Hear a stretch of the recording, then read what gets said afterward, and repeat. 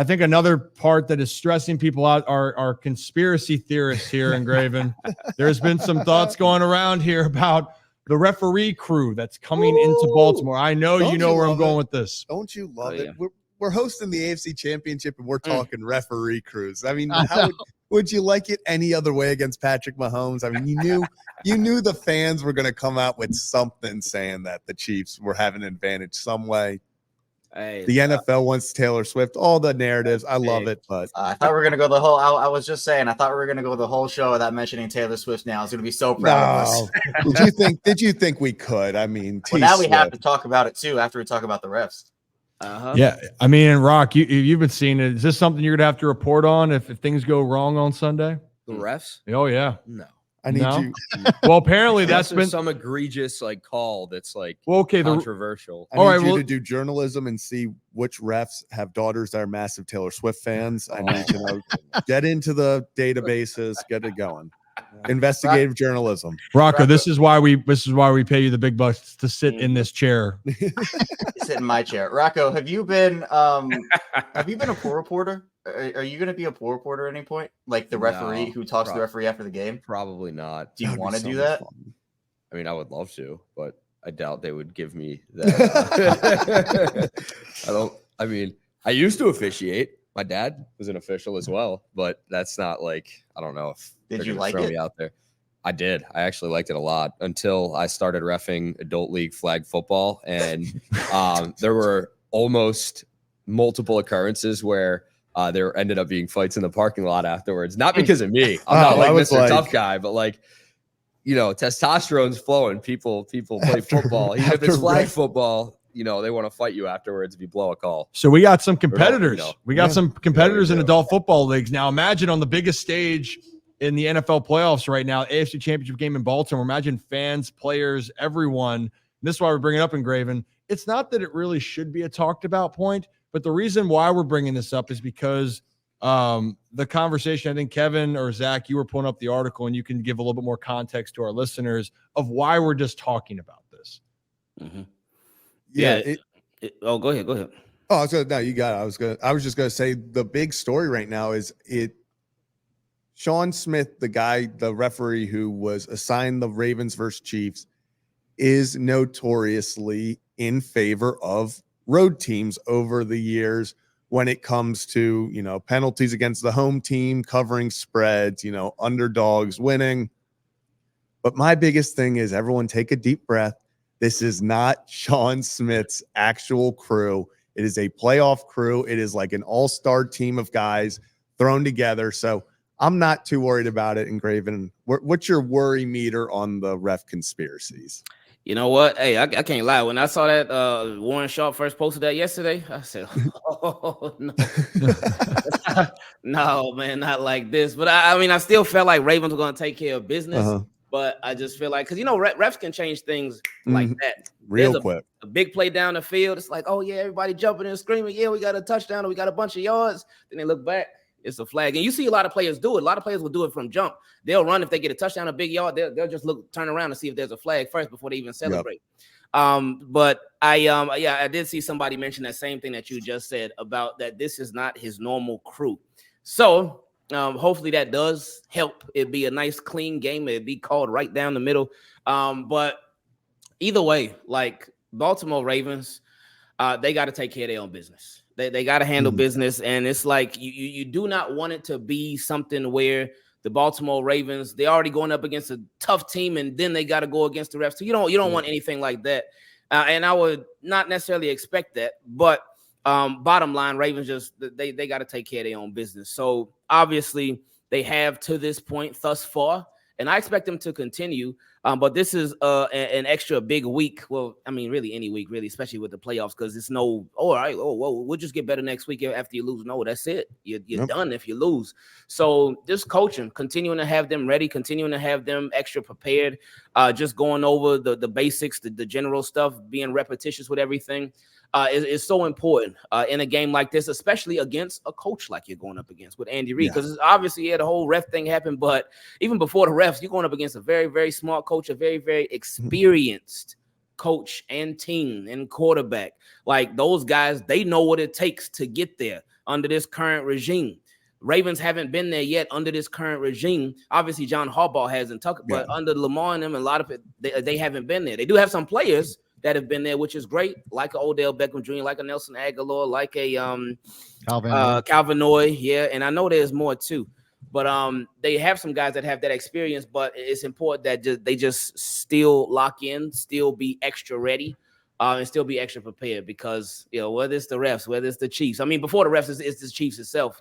But I ain't too worried anymore like I was before. Because before, when it first came out, like I said, I was like, no. But then I saw somebody mention, it's not his regular crew. So I was like, okay, that's better. Although I will say it is one of those things where even before I saw it, were we really thinking we were going to face Patrick Mahomes and not get at least one or two questionable calls? So I've already mentally prepared for that. It's just the point of don't decide the game. Yeah, well, I'm okay with they're going to give him one or two of those ticky-tack calls. Just don't decide the game. Don't decide the game. How you don't have the refs decide the game is you win 34-10 like you did against Houston. So calls like that don't matter. There we go. There we go. Yeah, and just as much as people want to complain about, they say Mahomes gets the calls and this and that, and I understand. Still, the Chiefs 6 straight AFC Championship games. Mahomes, Reed, what they've done, what they've accomplished. Yes, they might get some calls, but they are a very tough team. So if the Ravens take care of what they have to do, hopefully that's not even a problem. But Rock, last week we saw the fans' impact on. I know you have a question for Engraven just about what it means. I guess everything with the fan base here in Baltimore. Yeah, man, you've been doing this a long time, just with the Ravens, and you've seen this fan base and what they're capable of when you get them in a primetime environment. I know it's not going to be a primetime game, but to be one of 2 playoff games, to me, that is prime time. While it's not the night game and you're not playing under the lights at M&T Bank Stadium, but to be able for the Ravens to host their first AFC Championship game, first time in franchise history for this city. I mean, you saw the impact that this crowd played. Brandon Stevens said it was tough for him to hear at times, and they forced all these pre-snap penalties against the Texans. Patrick Mahomes has said in a past interview that this was one of 2 places, M&T Bank Stadium in Seattle, 2 places that he's had to use silent counts with his offensive linemen because it got so loud. The crowd will obviously be playing a huge factor in this game. What has been the vibe from this fan base? What have you kind of heard from people just coming to you and talking about this game? I mean, because Baltimore, let's face it, M&T Bank Stadium is probably going to never host a Super Bowl because of the weather. It's probably just never going to happen. So obviously the Ravens have won 2 Super Bowls in the franchise history, but this is the closest thing you're going to get to seeing one in Baltimore for this franchise is what I'm saying. So for you, how special is this moment for the fans, for this team being able to host this game? Oh man, it's crazy because it's history. Like we talked about at the very beginning of the show, this is their first time hosting an AFC championship. So it's special. Like this has never happened before. We hope that it continues to happen for years and years out. But it's something that's it's brand new. With I think the last week's game against the Texans, obviously the crowd they were going crazy. But I'm sure in the back of everybody's minds and in the front of everybody's mind too, they're thinking, all right, 1-3, 1-3, 1-3. A lot of different contexts with the 1-3, but still bottom line 1-3. So this was a big game where the Ravens could shake a big part of that off, and they did. And the crowd helped a lot. They went crazy. I remember being at the Thursday night football game against the Bengals this year, and it was crazy there. It was crazy at M&T Bank Stadium. It was extremely loud. The crowd had a big impact, and there were, I want to say, 3 pre-snap penalties, and they forced the Bengals to call early timeouts, and it was just crowd was going crazy. So now with this moment, with the circumstances being what they are, like this is the game to go to the Super Bowl.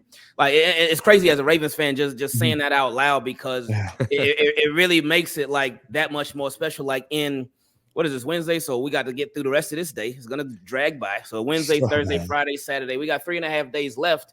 And the Ravens will be playing in the game. Oh, no, hold up. That's Saturday. We got 4.5 days left. I'm tripping. They got 4.5 days left till they will be playing in the game to go to the Super Bowl. The Baltimore Ravens are in the Final 4 of the NFL right now. They're in the top 2 of the AFC. Like that's crazy.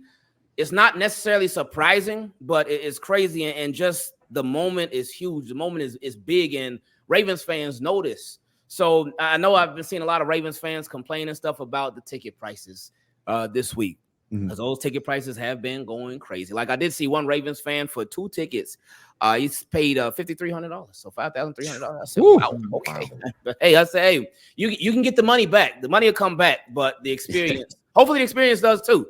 But it ain't nothing like the experience. So it's like I get the complaints, but at the same time, if the ticket prices were cheap, then that means you would have a losing team, and nobody will want to go to the games. So that's the price of success. But with the Baltimore Ravens and the fan base, they're just energized. Everybody's ready, man. I've been seeing it in the comment section in this live stream right now. Some people that are going to the game, they're just ready. They're ready. They're excited. People, I've been seeing people comment on like Twitter and stuff, like, "Oh, I secured tickets to the game." They look at that like it's a treasure, because it is. Yeah. It is a treasure. Like, to be able to go and experience that live, like it's gonna be crazy. So I know the fans are gonna be ready. They're gonna be extremely loud. They're gonna be deafening. That decibel meter that the Ravens show, like, I'm sure it's gonna get broken. It's gonna break. It's gonna break whatever the record is. They're gonna blow it out the water this week for sure. And I think just to tie everything together here, penalties and fans. That Houston team was a young team, and I think for me, they got that first pre-snap penalty with the crowd going crazy.